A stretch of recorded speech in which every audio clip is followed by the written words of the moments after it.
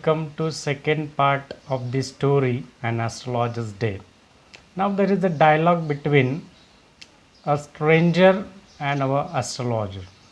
The astrologer said, "You were left for dead. Am I right?" "Ah, tell me more." म्हणजे आपला ज्योतिषी म्हणतोय त्या गृहस्थाला की अरे तुला मेलेलं समजून सोडून देण्यात आलं होतं, बरोबर सांगतोय ना मी? टेल मी मोर. आता बघा इथे या गृहस्थाची क्युरियासिटी वाढते आणि तो म्हणतो अजून मला सांग, अजून मला सांग. A knife has passed through you once, said the astrologer.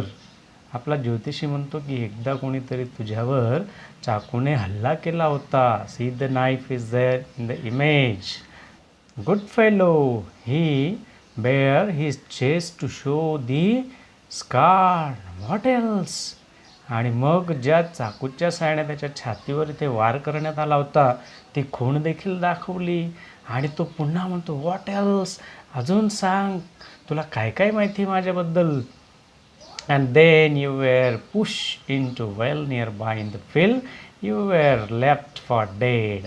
आणि मग ज्योतिषी म्हणतो की तुला मेलेलं समजून एका विहिरीमध्ये ढकलून देण्यात आलं होतं. आणि या ठिकाणी तुम्ही इमेज बघू शकता. He is not actually that person, but it is just an image for your better understanding.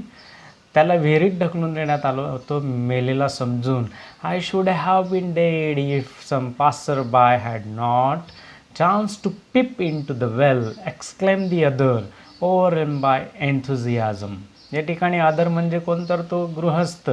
तो म्हणतो की येणाऱ्या जाणाऱ्या वाटसरूने जर डोकावून बघितलं नसतं विहिरीमध्ये तर कदाचित आज मी जिवंत राहिलो नसतो किंवा त्यांनी मला मदत केली नसती.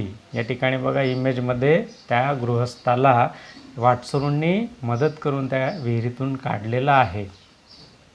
Wien shall I get at him, he asked, clenching his fist.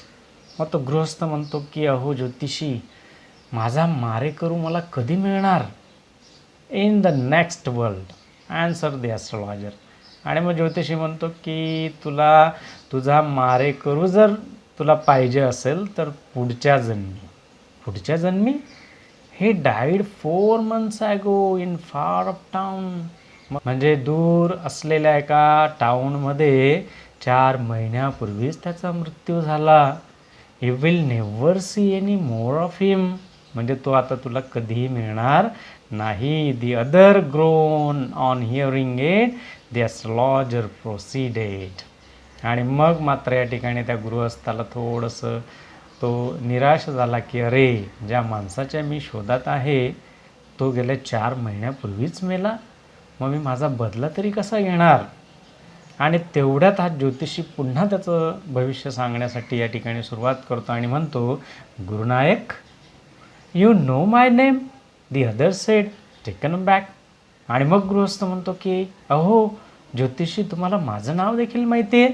As I know all other things, Gurunayak, listen carefully to what I have to say. की अरे गुरुनायक, जर मला तुझ्या एवढ्या सगळ्या गोष्टी माहिती आहेत तर तुझं नाव माहिती नसेल का?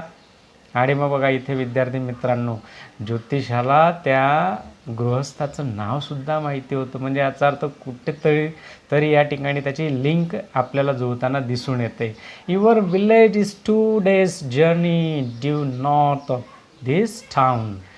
म्हणजे ह्या टाऊनच्या उत्तरेकडे 2 दिवसासाठी तुला प्रवास करायचा आहे आणि या 2 दिवसाच्या प्रवासामध्ये तू तुझ्या घराकडे जाऊ शकतो. Take the next train and be gone. म्हणजे येणारी पुढची ट्रेन पकड आणि उत्तरेच्या दिशेने तुझ्या गावाकडे तू निघून जा. अशी ॲडवाईस या ठिकाणी आपला ॲस्ट्रॉलॉजर या गुरुनायकाला देतोय. I see once again great danger to your life if you go from home. जर तू आता घरातून बाहेर निघालास तर मला तुझं भविष्य दिसतं आहे की ते फार धोक्यात आहे. He took out a pinch of sacred ash and held it to him. Rub it on your forehead and go home. मग आपल्या ज्योतिषाने काय आयडिया केली, तो जो काही भस्म जी काही राख होती ती काढली आणि त्याच्या हातात दिली. हे घे, तुझ्या फोरहेडवर म्हणजे इथे कपाळाला लाव आणि आपापल्या घरी तू निघून जा. Never travel southward again. दक्षिणेच्या दिशेला तर तू पुन्हा प्रवास करूच नको. And you will live to be 100. आणि जर तू माझं ऐकलंस तर अजून 100 वर्ष आयुष्य तुझं वाढेल. Why should I live home again, the other said reflectively. मग गुरुनायक म्हणतो की अहो मी आता घर का सोडणार. ज्या माझ्या मारेकरूच्या शोधामध्ये मी निघालेलो आहे तोच ऑलरेडी आता मेलेला आहे, तर मी घर सोडून उगाच कशाला कुठे जाणार. I was only going away now and then to look for him and to choke out his life if I met him. He shook his head regretfully. He has escaped my hands. I hope at least he died as he deserved. Yes, said the astrologer. He was crushed under a lorry. The other looked gratified to hear it. मग तो गुरुनायक म्हणतो की जर तो मला भेटला असताना, पण कदाचित मला असं वाटतं की त्याचा मृत्यू देखील चांगला झाला नसावा. तेवढ्यात आपला ॲस्ट्रॉलॉजर म्हणतो एक्झॅक्टली करेक्ट. अरे त्याचा मृत्यू काही चांगला झाला नाही. He was crushed under a lorry. म्हणजे ह्या जो काही व्यक्ती ज्याच्या शोधामध्ये तू निघालेला आहेस, एका लॉरीच्या खाली येऊन तो चिरडला गेला. You can see in the image here also. He was crushed under lorry. The place was deserted. By the time the astrologer picked up his articles and put them into his bag, the green shaft was also gone, leaving the place in darkness and silence. The stranger had gone off into the night after giving the astrologer a handful of coins. आणि मग तो जो काही green कलरचा जो काही प्रकाश होता तो देखील आता नाहीसा झाला. कम्प्लिटली त्या ठिकाणी डार्कनेस झालेला आहे, म्हणजे जवळपास मध्यरात्रीची वेळ झालेली आहे. आणि हा गुरुनायक म्हणजे जो गृहस्थ होता, गुरुनायकाने हँडफुल कॉईन्स म्हणजे थोडे कॉईन्स त्याच्या हातात टेकवले ज्योतिषाच्या आणि तो आपल्या दिशेने निघून गेला. मग आता आपला ज्योतिषी त्याच्या व्यवसायातील ज्या काही इसेन्शियल इक्विपमेंट होत्या त्या सगळ्या तो त्या ठिकाणी आता आवरून आपल्या बॅगेत भरतोय आणि घराच्या दिशेने निघतोय. It was nearly midnight when the astrologer reach home. आणि विद्यार्थी मित्रांनो, जवळपास अर्धी रात्र झालेली होती, रात्रीचे 12 वाजलेले होते आणि तेव्हा तो कुठेतरी आपल्या घरी जाऊन पोचला.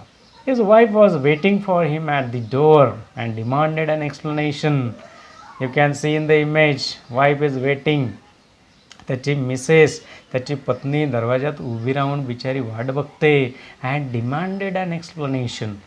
आता जे मिस्टर असतात त्यांना चांगली कल्पना असते, जर आपण नेहमीपेक्षा जर लेट झालो जाण्यासाठी तर ज्या बायका असतात त्या एक्सप्लेनेशन मागतात की अहो तुम्ही एवढे लेट का झालात. त्याच पद्धतीने या ज्योतिषाची मिसेस पण विचारते Y you are so let. आणि मग ह्या ठिकाणी हा आपला ज्योतिषी काय करतो बघा. He flung the coins at her and said count them. One man gave all that. की हे घे राणी प्रिये, हे घे कॉईन आणि मोज. एका माणसाने मला दिले. 12.5 आनाज ही सेड काउंटिंग. मग बायको तर खुश झाली की नवऱ्याने एवढे आणा आणलेले आहेत या ठिकाणी, तर ती काउंटिंग करते आणि म्हणते 12.5 आनाज म्हणजे अहो 12.5 आणा तुम्ही आणलेले आहेत. शी वॉज ओव्हरजॉईड. तिला इतका आनंद झाला की 12.5 आणा. I can buy some jaggery and coconut tomorrow. The child has been asking for sweets for so many days now. I will prepare some nice stuff for her. की अहो बघा ना, आपली चिमुकली गेल्या कितीतरी दिवसांपासून मला सतत विचारते की आई मला काहीतरी गोड खाऊ घाल ना.